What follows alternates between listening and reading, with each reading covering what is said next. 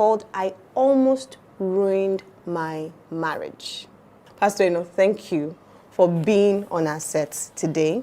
I'm excited to be here, actually. I'm excited to have you here. When I saw your book, all I needed was like the title. I saw the title of it, I was like, Okay. First things first, a Nigerian. Yes. Wrote this kind of book.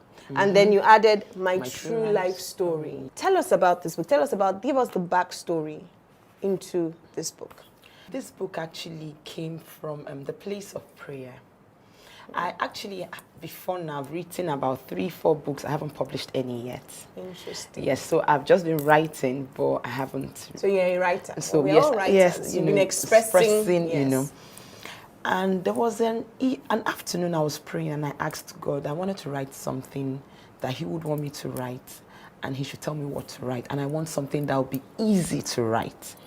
So that evening, surprisingly, my husband came back that day and he said that God just dropped it in his heart that I should write a book about my marriage, about my own experience, in marriage, so, and it just, I was just like, okay, I actually, just prayed a prayer and this, yeah. Because we didn't have that conversation. Yeah.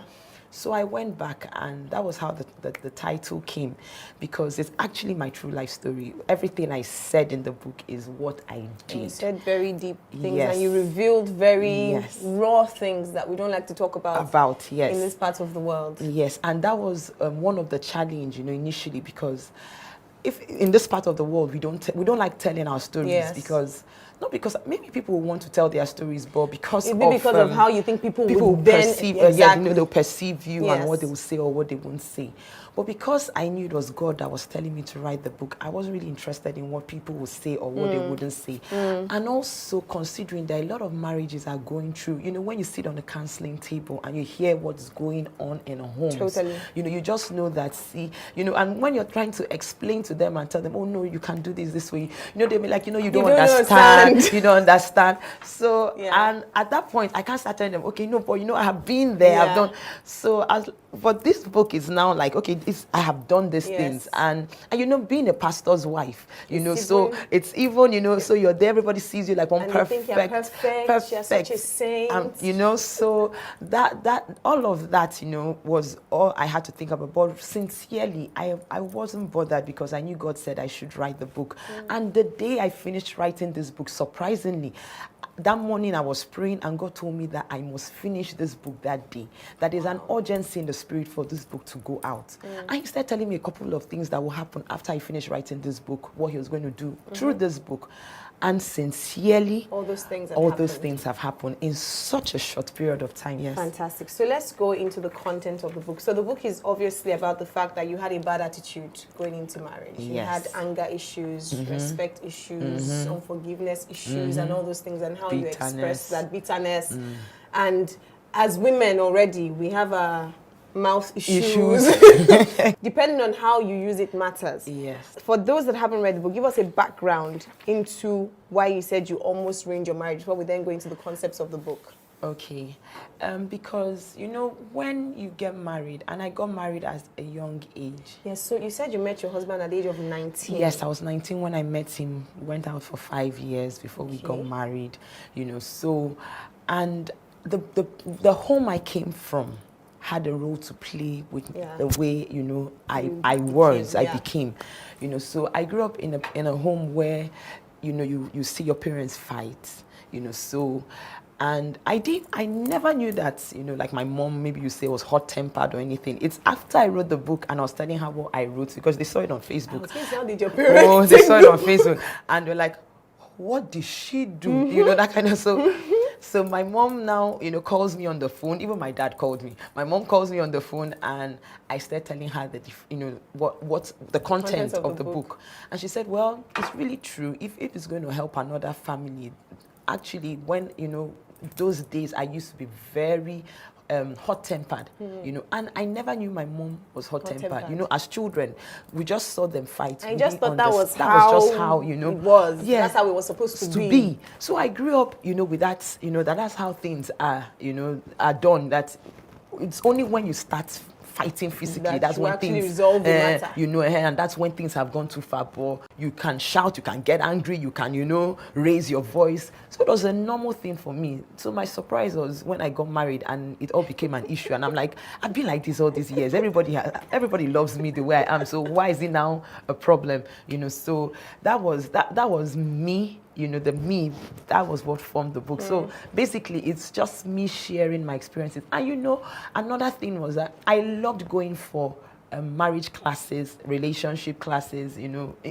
I started praying. I said in the book, I started praying when I was 16. Yes. So to get married. Yes. So I started praying quite early. So I would go for every marriage class, all these seminars they do in universities. So technically, you were preparing I was preparing for this marriage. And why I was preparing was because of where I was coming from. So I didn't want to make the same mistake. So you knew. So at the same time, while what you had seen modeled before you was fighting, a part of you also knew that this was not necessarily right. Yes, I knew it wasn't right. You know, I knew it wasn't right because when we were growing up, we'll be crying when we saw our parents. When you saw them fighting. Yeah, so we'll cry, you know, and like, oh, daddy, stop, you know, leave mommy, you know, all of that. So I knew it wasn't right. So I always would tell God, please, I want a peaceful man. I want a peaceful home. So I'll always go for the classes.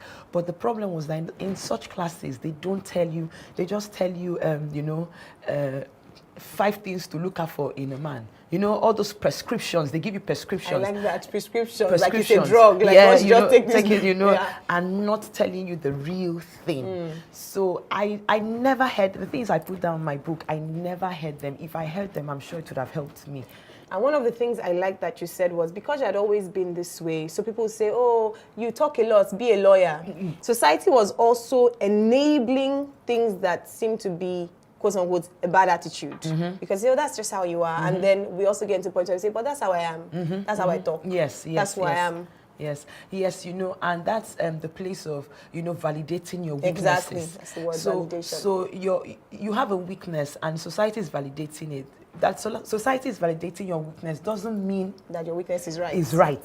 So I said it that I had 2 people offer me to sponsor me actually in school to study law. One was before marriage, the other one was while I was married. So imagine I'm in a marriage and my husband is complaining and someone is telling me, saying, just go and study law. I'm going to pay. Well. You can, you know, because I could argue. So when I argue, you can't win me in an argument. And it's not because I'm arguing with facts, but just because I won't give up. So you will get tired. So you might even be wrong, but you're arguing in that wrongness. Oh, yes. And you will get tired, so you back out. And I'm like, okay, I've won. So it was always about winning. You know, so that also, you know, it really played. And you imagine you know when you're married to a man, if you do such things, a man wants to. At times they just want to say something, and whatever they say, you just take it. Yes. Everything, even whether you like it or not. You know, so but there's nothing you say that I'm going to take because I have an opinion. I always had an opinion, so it was a problem. So we need to go on a break now, but when we come back, I'll also go into the specific concepts, because you said many interesting things in this book that I think that a lot of people need to unlearn certain things and learn, because a lot of us are the products of our past, and you don't realize how it's affecting the present and how it would even affect the future. But we'll go on a short break now. This is a very interesting conversation. Trust me, you don't want to miss it. We'll go on a short break now, and we will be right back.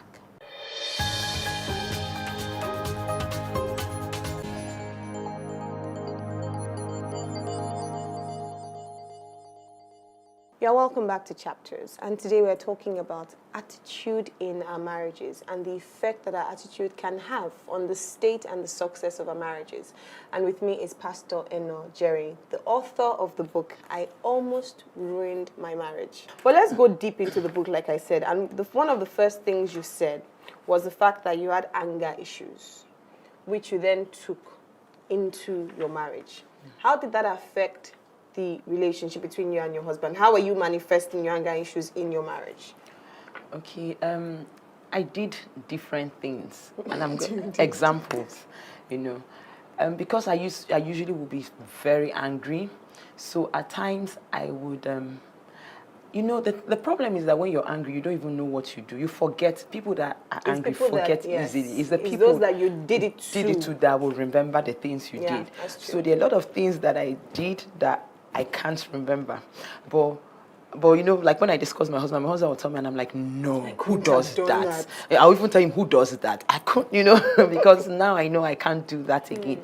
But I can remember when we got married, the first week we got married, then he was working with United Nations. Yeah. And he went to Abuja. He said, let's go to Abuja together. So I went with him. And for some reason, you know, he left, he went to work. I really don't even know what my problem was that day. You know, maybe because he left me in the hotel and didn't probably maybe plan on how I'm going to eat, or I really don't really remember I can't remember what it was that was upsetting me, but I know it was just because he left me and he didn't call. Maybe he didn't check up on you the whole day. Throughout the whole day. So, you know, as an angry person that I was already boiling, and I was just waiting for him to come back. So when he came back, the look on my face alone would have told him that there's already a problem. And I started nagging, I started complaining. There was nothing he could tell me that could, you know, pacify me. I just kept complaining and complaining. And at some point, he just went and sat at the corner, you know, like in a hotel where the bed is and the phone. He just went there, sat there and started crying. And it was when he started crying that I just discovered, okay, maybe I've taken it too far. I'm like, oh, and I said, oh, I'm sorry. And this was because the first week. This was just our first week in marriage, you know. Things like, you know, like this one, he told me, you know, that I did it. I can't remember I did it. He said he could remember one of those days. Still the first, you know, that first week, you know, first week of our marriage. And I was so upset, you know, and I broke the plates in the kitchen. Wow. You know, I got so angry, I just entered the kitchen and, you know, shattered plates. Sincerely, I can't believe I could do that kind of thing, but I did it actually, you know. Or, you know, things like that, you know. I usually would get angry, I would bang the door at him, so he'll be talking to me and... you said you would walk out. I'll walk out, yeah, when he's talking to me, I'm like, I can't take this anymore, you know, it's getting... So I'll just ignore him, walk out, and I'll make sure I bang the door. So these are the kind of things I did. And I don't think any man, there's no man that will want to feel that way, because it also communicates disrespect. Yes, which was a chapter you wrote in the book as well. Yes, so I talked about disrespect, things I did, you know, to show that, you know, I would, okay, you were talking about anger, now we have moved to disrespect. You know, so maybe I'll use, there's this thing that they say, I don't know how to explain it, but I tried to explain in the book, you know, when you use your nose and you push it up, you know, when someone's talking to you. It's called yimu. Okay, okay. So you just use your nose to, you know, do like this, you know. So he was talking and I'm like doing all of that to him. In front of him? In front of him, oh, right in front of him. So he sees it. Yes. So, you know, he sees it and he complains and I'm like, oh, I'll give an excuse for why I did whatever, you know, did that. And disrespecting him, I didn't just do it, you know, in secret. I disrespected him in the public. You know, I could talk to him anyhow in front of people. And my husband had always been a pastor. Not like I knew him as a pastor. So you can imagine, you know, that kind of, it was even people, you know, that I knew, maybe like older women that would tell me, no, you know, you don't talk like this in front of people, you know, and all of that. And yet, you know, at times I couldn't even understand what they're saying, and I'll be making excuses for why I'm doing what I'm doing, you know. So this really ate deeply into our marriage, and it really affected our... I'm sure that it, in fact, one of the things that you wrote here, you said separation between spouses isn't only hinged on immorality. The seemingly little acts of anger, unkindness, wickedness, disrespect, dishonesty, lies, deception, envy, jealousy, etc., which couples express towards each other are very strong weapons the enemy uses to break the home. Yes. And so those things, sometimes people think it's just adultery, but it's just these little things of disrespect here, you speak somehow there, and especially when you feel you have a right, because sometimes it's because some person has done something. Yes. And so in reacting or in responding to that, you really feel as if you're standing on your right. And so you can't tell me any rubbish, you can't tell me any wrong, and you continue to do these things. But for you, how did that then lead to, you talked about bitterness in the book. Did you bring bitterness into the marriage? Or was it his actions that then led to, and all of this that then led to you then becoming bitter? What I tell people is that bitterness is the elder brother of anger. So if you're an angry person, if you don't deal with your anger and you allow it linger, it turns to bitterness. That's just what bitterness is. Anger that has not been dealt with. So I was that person, but I didn't know that I was that kind of person until I got married. So, it's like when people offend me or make me upset, and I don't maybe like tell them, And you stew and I on just, it, you yes, cook it I in cook your it in my heart. heart, and it's Yeah. there. So it just keeps growing, without me knowing. Then I'm just bitter, about, I just become bitter. And it was my husband that started telling me that, see, you're a bitter person, you're a And you busy, say, no, and I'm like, can no, never be. how can I, and you know. Because in all of this, you were born again. I was born again. You were born again, Spirit-filled, tongue-talking Christian. Oh, I was, even in university days, I was in intercessory squad. So we used to go to the village outreaches, go and do evangelism, do dry fast and prayer all night. And you still had this so kind I of had deep, all this, with me, When did your eyes begin to open? When my eyes began to open. Wait, how long, before I said, how long did you then do this for in marriage? For like how many years or months or weeks? This actually, like this book, I've been married for over 10 years. So my change just started not too long ago. Wow. Yes, it just started, let's say, in the 7th year. That's really, so you can imagine how long, because I see people that will even tell me, oh, I've tried 3 years, 4 years, it's not working, I don't think it could work. At times, it takes even longer, because the only time change can come is even when the person realizes that the person has a problem. Exactly. So it depends on how long it will take you to realize that you have a problem. Yeah. So for me, when it happened was when I just figured out and saw how I was ruining, because actually it's ruin. The word ruin, yes, it's catchy, but that was what was happening. When I discovered what my actions, or inactions was doing to my marriage. Yeah. So I just figured out, like the Bible say, a wise woman builds her home, a foolish woman tears it down. And I actually said in my book that, the foolish woman, you don't need anybody to help you. You can do it all by yourself. You can actually tear down your home by yourself. Because the things I didn't have the influence of, you say, like a friend or a type. This is just who I am, and that was who I was, yes, who I was, and its impact. So I just discovered that, at some point my husband stopped talking. He said so he became distant. He became distant. He would laugh with other people more. He won't laugh with me. And you're thinking, okay, your husband should laugh with you. The person is not even looking at you. You can come into a place, he wouldn't even notice that you are there. Unlike before, maybe when you enter a place, when you know how the person treated you before. So the person treats you like a queen. As soon as you come, he wants to announce that my wife is here. He wants to take you everywhere. He's just excited. Then, there's this light in the eye, you see. Then all of a sudden, there's no light. No light. That trouble has come. Trouble, So the person doesn't just know that someone doesn't really care, and because he wasn't talking about it, so as in talking in the sense he wasn't telling anybody. So it's not as if he will report me to anybody, but it's just something that in the house you just know that there's that distance. So there's really nothing to talk about. So you're just together, but you're not saying anything. Also because maybe he started walking on eggshells. But before I go and say this now, that was the problem, because it would just turn into monster war. That was the problem, because he would say, even to correct me, if he says something, then it will become an issue. I will blow it out of proportion. So, and that's when I talked about assumption, someone is trying to correct you. I love that chapter. Someone is trying to tell you something. Oh, see, this thing is not right. And I will start reading another meaning to what is being said. So, and you're just wondering, okay, someone is telling you that you have, you get angry easily. You have to work on your anger. Then I would interpret it as him saying, there's something wrong with you. There's something wrong with me. Or he does not like me. Or he just wants to pick, a fight. Just with me. So such things, just became it was just an issue. It just became so much. And I think because of that, he just said, let him just give me some space.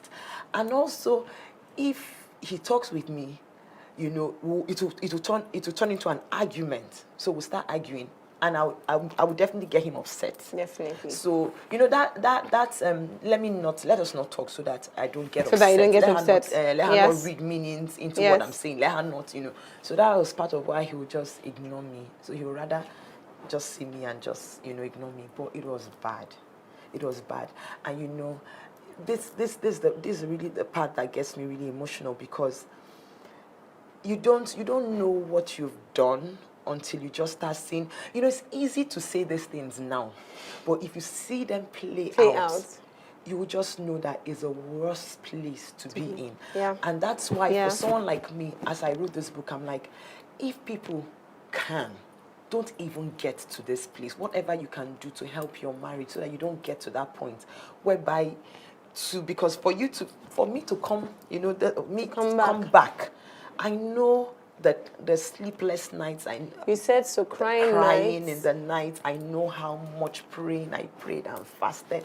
The same way I prayed and fasted for the weaknesses, for the weaknesses to go. I had to also start doing that to get my husband back. That's one of the things, yes, and thank you for mentioning that, because one of the things you said was sometimes when you do these things, you expect that saying sorry will just heal the issues. But then, you don't know, you've sown a seed. So you just think because you come and say, oh, my darling, I'm sorry. And then the person is just supposed to bounce back like nothing happened. But you've sown a seed that has hurt the person deeply. And then you think once you say sorry, sorry is the end of the world. But sorry cannot heal the things you've done. Yes. And that's when my husband always tell me, because when I'll say sorry and it's as if it's taking him time to come around, and I'm complaining, I'm like, but we're believers, I've said sorry. No, you're knowing you're believers. You didn't know you were believers when you were acting. So I'm like, hey, we were believers, why would, and he'll be like, I'm not a light bulb that you switch on and not switch off. You don't just, do things at will and you just expect me to just be okay. Then the next minute, as I'm trying to, because as if when he's trying to recover from the one I have done, I was back to back. It's back to back. I'm doing another one, So you're still trying to come out of one, you do another one. When do you give the person the opportunity to breathe? We need to go on a break now, but when we come back, I want to talk about the way forward. Okay. How you came out of this. Because many people are watching, some women are saying, I'm like that. Some men are thinking, like you said, that's how my wife is. But there's a way. You've come out of it now. You are a different person entirely. For you to even have written a book, you must be. You need to share with us the secrets to your transformation. Okay. We'll go on a short break now. We'll be right back.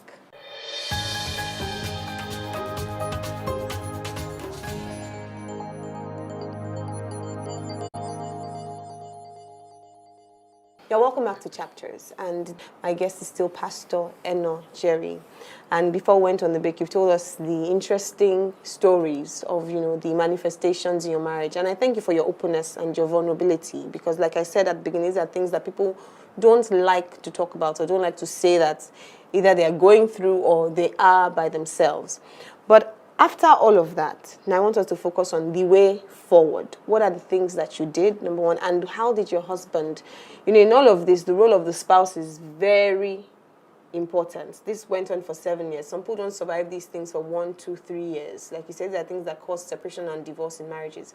So what were the steps you began to take? And I'll just read a quote. She said, the journey to a better you was a very tough one. You had memories of countless times you cried yourself to sleep. You tried hard to be a better person. You prayed, you fasted, yet you kept making the same mistakes. You couldn't stop yourself from being angry, shouting, and being disrespectful to your husband. So how did the change begin? Well, my change actually started from the place of understanding. Where the Bible says wisdom is the principal thing. Get wisdom. You're get understanding. Yes. So for me, understanding was where my own change came from, because I just discovered that really all these things that I was told that all these things I was doing was actually wrong. And also, I came to that point where I saw a bigger picture of where God was taking me to, more or less like my purpose in life, what my life assignment is. And in order to fulfill whatever it is, whether it's in marriage, having a peaceful home, there are things that you can't do, as in there are character flaws that you shouldn't or emotional baggage. Yes. That's the word. Emotional baggage. The emotional that shouldn't carry into the marriage. So these are the things that I had to, start to let go. So for me, one of the ways that, it was the praying. I prayed about it, like you read. I kept praying and asking God to help me, because the thing is, especially, I don't know if you're not an angry person, you wouldn't understand what anger can do, because even when the person resolves in the heart that the person doesn't want to do it, when you go out, it's as if that's the day. You said it, that there's some days that before 12 noon, you've already, all your resolve is just going to the trash, because you just see yourself exhibiting those things that you actually prayed and told God that, say, I'm not going to do it today. So practical things were just like, and my husband was very, in fact, helpful. I think if people have spouses, whether husbands or wives, like my husband, I think marriages will actually fulfill a heaven on earth, as in if you want a heaven on earth kind of marriage, because I stretched him, but he was still there for me, So, like I said before, I said he never went out to report me. He didn't go out to talk. He said so. Because my dad didn't know all this. So my dad was even wondering. That was until you wrote the book that I was like, your parents knew. So was something going on? So he never, bad-mouthed me or talked about me, but he would tell me, he would always call me and tell me ways to handle anger. He would say, see, if you are angry, don't speak. Learn how not to speak in anger. Just, so I said very practical things. Maybe even if someone is saying something and I can't understand, I'm listening to understand, not to give a response. To give your own response. Just finish your answer. And my facial expression, because if I'm angry, my face will tell. So I also start monitoring my, when you're talking and your face is changing now, you just start deliberately smiling, even if you don't do smile. So initially, it looks as if you're pretending, but it's just a way of dealing with your emotions. These were the things I started doing. And they're very practical things, which is what I liked, because there's a place of prayer, like you said, but a place of then doing practical things. We can't just pray alone. We have to do practical things. So after you finish praying, then the grace is available. Then also that place of that still small voice. There's a still small voice when you're angry. That voice speaks to you and tells you don't say anything. Shut up now. But most times we know how to silence that voice. There's one that is telling us go, do it, just do it. So when you finish doing it, it's that same one that's saying you do it, that will now start telling you, you see what you have done. So when you get the hang of, know that, okay, this is what is going on inside. So just being able to control even what goes on inside of you. So when that voice is saying keep quiet, and you being able to say, okay, you know what, let me hold myself, even though it's difficult, and telling that other voice, I'm not going to follow you, because you'll still be the same person that will come, that voice that still, so that was just practical things. And if you look at if you read my book, you see a lot of things that different steps. Yes, I talked about listening effectively. Just listen. Even if you don't understand what is being said, you just okay. Let me give me some time to process it. You don't have to give a response per time.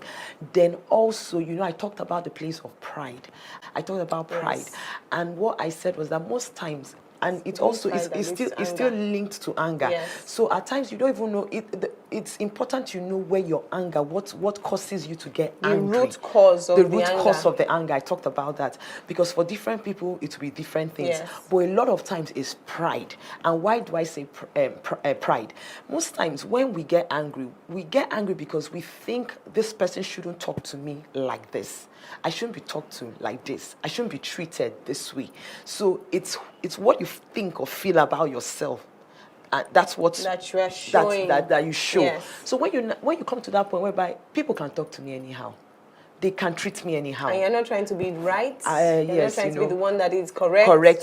So anyhow, if you want to talk to me anyhow, let your ego just calm down. So once you get to that point, you see that it's easier for people to do things and you don't get upset. So these were the practical things. Fantastic. You talked about the role of your spouse, and I think that's also very important for anyone watching. And this is not about just the women, because this can either be it can be the man in a relationship that has these issues, and the woman is on the receiving end, and it can be the woman, like it was you, and the man on the receiving end. But what the spouse does is very important. And you said here that the spouse that you are disappointed in today could become a reference point for change and transformation if you don't give up on the person. Because many times we give up too soon. Yes. And I know that it can be difficult. There was something you said, there's an uncommon frustration that comes with waiting for change, especially when you're not the one who needs to change. So you're looking at it and wondering, why can't this woman, why can't this man just change?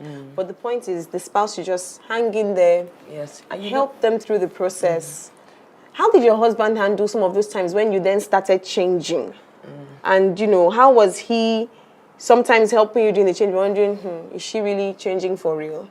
It was difficult for him because he has seen me You know, it's like for years you've seen the person doing the same thing. Yes. So even when, even when, you know, even when I'm being very sincere, like in my conversation, I just want to just talk and not to argue or to make a problem. He already thinks that... He already builds a defense, because that's the thing. There's just this defense that comes up immediately. Because he's also trying to protect himself and his emotions. Yes. So he just puts that defense on. And I'm like, no. I've changed. And you're telling me you're looking at you, is it to see you? So it's part of the difficulty, as in, there are places you don't want to get to, because how do you now convince a person that you've changed? So at times I would really, because I used to be very strong-willed, and I'm very independent as well. There are just too many things. So there are things that if I do, you know, it will just make him know, okay, this is different. So at times I could actually even go all the way to like kneel down. You know, I'm just like, you know, because if I should kneel, it means even he himself, you know, this is serious matter. Yeah. She's not a she's kneeling, not a kneeling kind of person. So there were things I had to now start to do just to make him, and even at times I will cry. As in, just cry, please, sincerely. This conversation now is not the old me that is talking. Please, just believe me. So you see me begging just so that the person will understand me. He had to start learning to trust me again. That's just it. Was just a journey of trusting me again. And you know, there's something he always used to tell me that during, and that's for any spouse that is going through this. You know, he always would tell me that, you know, that what he started doing was that, for every time I did these things, it helped his relationship with God. That he just focused his attention on God. So for every time I give it to him, he just goes back. And sincerely, my husband was growing that period. And you know, it's as if he was just having a good time. Because you know, when you're with God, things don't even, and you know, he just knew how to separate the emotions. So whatever I'm doing, he would just find the corner and put it there. But he was just growing. And like now, people will tell him that he's such a patient person. There's nothing that can happen. I have been through the fire. And he tells them that God used me to teach him patience. So most times as spouses, the things we go through, it could just be God also teaching us something, because at the end of the day, there's something you will learn as well. You come out a better person at the end of the day. So it's not just about even the person that has the problem. You too, you also go through some changes in the process. So also see it as a reference, a point of change for your life as well. Not just thinking there's something wrong with this person. Yes, you know, because even if it's self-control, the place of endurance, the fruits of the spirit, you are long suffering. You will now learn these things to love and really love despite what is going on. So whichever way, whoever, whether it's a man or the woman in the relationship, if the most important thing is that you're there for the person, you know, you keep correcting, but you correct in love. You know, there's a problem too. At times people don't even know how to correct. It's not about, you know, some people, their own is just to confront and say, you are wrong, and you're not even telling the person a way out. So for him, he's telling you are wrong, but he's also telling you, this is how you can be better. This is what you can do, you know. So it's giving you, correcting and giving you at least solutions. Certainly. You know, yes. Wow. We could continue this conversation for the next 10 hours, but we would not be able, because like I said, it's one of those hot topics. But it has been truly, thank you for writing the book, for being open, and for just truly, you've opened a door for many people to just, you know, share their burdens and pour out their hearts. But where can people get copies of the book? It's on my website, enojerry.com. Okay. You can get either a soft copy or a hard copy. Okay, so it's available, soft copy as well? Soft copy as well is available on enojerry.com. Then you can also get on Amazon US or Amazon UK. So all over the world. So yes, it's all everywhere. Over the world, yes. And then if one goes to, on my website, you could also see like cities like Port Harcourt, Lagos, places that people could pick it up from. Thank you. Thank you so much. Did I mention you came all the way from Uwiri? Yes, Umuahia. So thank you, Umuahia. Yeah. Thank you for making this. It's further down. For making this sacrifice. Thank you very much. Thank you for having me. Thank you. Wow. It has been, I'll use the word again, explosive. today. But I'm going to read a quote from the book to end.